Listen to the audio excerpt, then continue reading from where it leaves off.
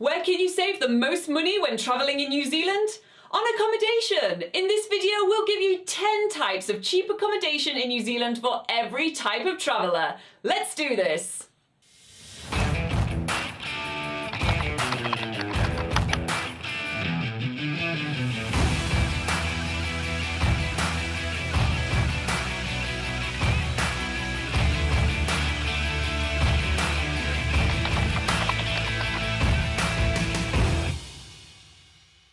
Hey guys, we're Robin and Laura, the team behind BackpackerGuide.NZ, helping you plan an epic trip in New Zealand. In this video, we'll go through the 10 types of budget accommodation in New Zealand, plus where you can find free accommodation in New Zealand too. It's no secret that New Zealand is a pretty expensive place to travel. However, it doesn't have to be if you cut down on the cost of certain aspects of your trip, like accommodation. Luckily, there are a ton of options when it comes to cheap accommodation in New Zealand, so you can spend more time worrying about which skydive you're going to do, rather than how much you're going to be spending on a bed for the night. And by the way, we publish new videos about New Zealand every single day, so make sure to hit the subscribe button so you don't miss a thing. And with that, let's get on with the video. Number 1 is backpacker hostels. Booking a bed in a hostel dorm room is one of the cheapest accommodation options out there. A bed is around $21 to $35 per person per night, and there's communal kitchen, lounge, shower and laundry facilities to keep the cost down further. Cooking your own meals especially is a huge money saver.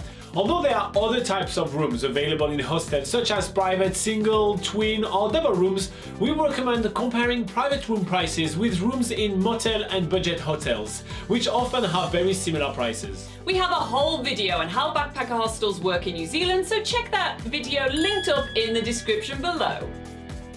Number 2, motels and budget hotels. When looking for a private room on a budget, consider motels and budget hotels. You'll often find rooms that are similar prices to private rooms in hostels, but often on a much higher quality.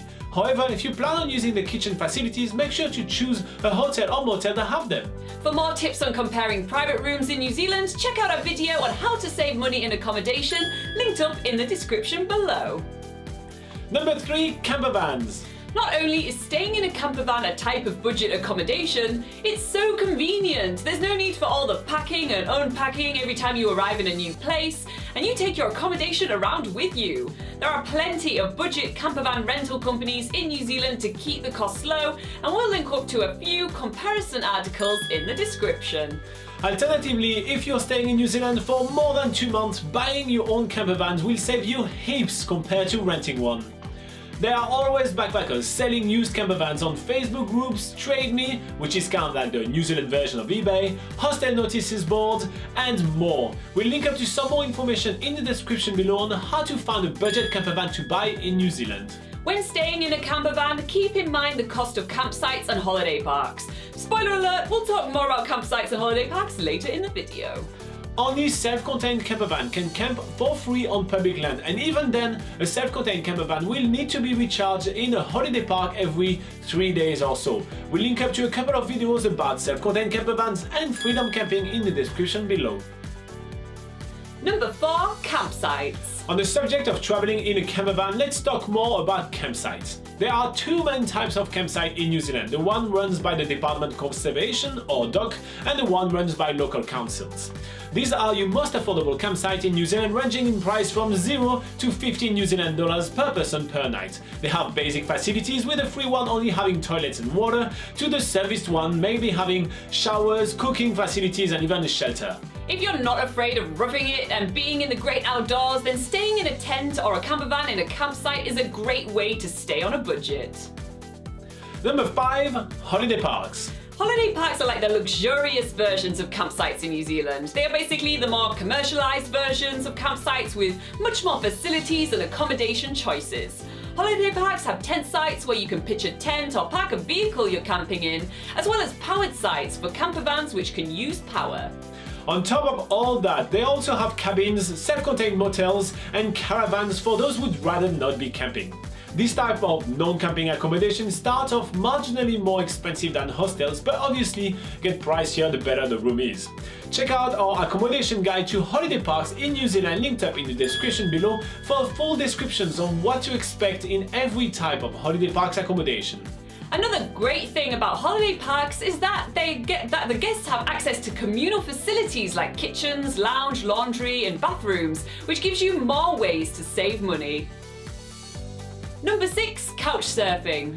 If your budget is pretty much $0, then couchsurfing is for you. Kind locals post their sofa or spare rooms on platforms like housesurfing.com, inviting travelers to stay in for free. Hosts are usually people who have traveled the world themselves and know what it's like to be in a foreign countries with little money, or they're just keen to meet new people. However, couchsurfing is only usually for one night, just as a quick place to sleep. So find out more about couchsurfing if it's your thing in the article linked up in the description below. Number 7, Airbnb. For something a little different from the whole hotel or hostel thing, try Airbnb. Airbnb is a website where people with a spare room or even spare houses can list them for travelers to stay in. You can filter your Airbnb searches to your desired nightly rate and possibly find some good bargains. It can be a great way to meet real locals, and sometimes you'll even find something more luxurious than a private room in a motel or hotel. For more information, check out our guide to Airbnb linked up in the description below. Plus, we have a gift for you. We give you a $50 voucher toward your first stay with Airbnb, so you can try it for yourself. Find a link to that special promotion just in the description below. Number 8, work for accommodation. If you are on a work visa, like a working holiday visa, then you have the opportunity to try woofing in New Zealand. Woofing originally comes from the Worldwide Opportunities on Organic Farms. This organization where volunteers exchange 2 to 4 hours of work 5 days a week for food and accommodation, but the notion became a little bit more popular in New Zealand, and now woofing is just a general term that means working for accommodation. There are many Kiwi families, projects, farms and organisations looking for volunteers to help with all kinds of work in exchange for free accommodation. You can find some rewarding experiences, immerse yourself in the Kiwi culture and have a refresh from constantly being on the move. Check out our article linked up in the description on all the different ways you can find work for accommodation in New Zealand. Number 9, house sitting. If you're looking for a place to stay for a week or even a month, then check out the house-sitting opportunities. When Kiwis go away on holiday, they need someone to look after their beloved pets and keep an eye on the house. And that's where travellers like you fit in. There are loads of websites out there pairing houses and travellers, such as Kiwi House Sitters, HomeSit, the House Sitting Company and Trusted House Sitters. We've even got listings on our job listings page on BackpackerGuide.NZ. Finally, number 10, home exchange. This budget accommodation option only applies to those lucky enough to have their own home to exchange. By listing your own home on a website like homeexchange.com, you can stay in a New Zealand listed home for free. This is actually super handy for families traveling around New Zealand. So that's it for our 10 types of cheap accommodation in New Zealand. If you think you would try at least one of these types of budget accommodation, hit the like button and leave a comment below if you have any questions. We answer every single question that we get. Finally, make sure you hit the subscribe buttons for more New Zealand travel tips and to get some pretty epic bucket list inspiration from New Zealand's biggest gap year. It's a travel vlog where we are traveling throughout New Zealand for 365 days, tackling 365 activities. Until next time, keep exploring.